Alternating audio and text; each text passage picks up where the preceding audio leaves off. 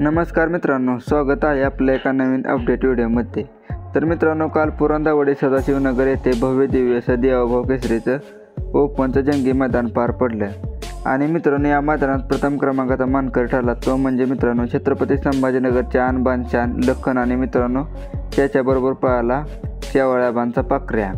तर मित्रांनो, आपल्या सर्वांचा लाडका दशमिंदे केसरी बकासूर हा मित्रांनो देवाभाऊ केसरी मैदानात चौथ्या क्रमांकाचा मानकरी ठरला। आणि मित्रांनो, काल बकासूरनं आपल्या कमबॅक करून दाखवला। आणि मित्रांनो, या देवाभाऊ केसरी मैदानात एका खालच्या पायऱ्यात पळून मित्रांनो काल आपल्या बकासूरने चौथा क्रमांक केला।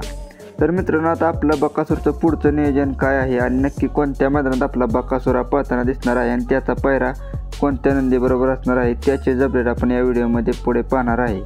तर मित्रांनो, त्याआधी जर आपण या चॅनलवर नवीन असाल तर चॅनलला सबस्क्राईब आणि मित्रांनो व्हिडिओला एक लाईक नक्की करा।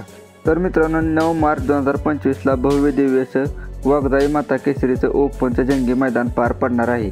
आणि मित्रांनो, या मैदानाचे ठिकाण गोठवडे, तालुका मुळशी, जिल्हा पुणे।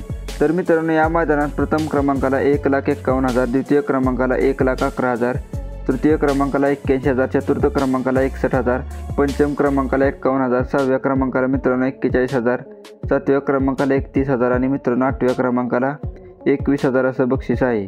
तर मित्रांनो, या मैदानात आपल्या सर्वांचा लाडका दशमिंदे केसरी बकासूर हा मित्रांनो आपल्याला 100% पळताना दिसणार आहे। आणि मित्रांनो, नक्कीच आपला बकासूर या मैदानात प्रथम क्रमांक करेल हीच आपण सेवागिरी महाराजांच्या चरणी प्रार्थना करूया। आणि मित्रांनो, मला मिळालेल्या माहितीनुसार मित्रांनो या मैदानात आपल्या सर्वांचा लाडका दशमिंदे केसरी बकासूरचा पायरा मित्रांनो 100% शिरसवडीच्या रायफल बरोबर असणार आहे।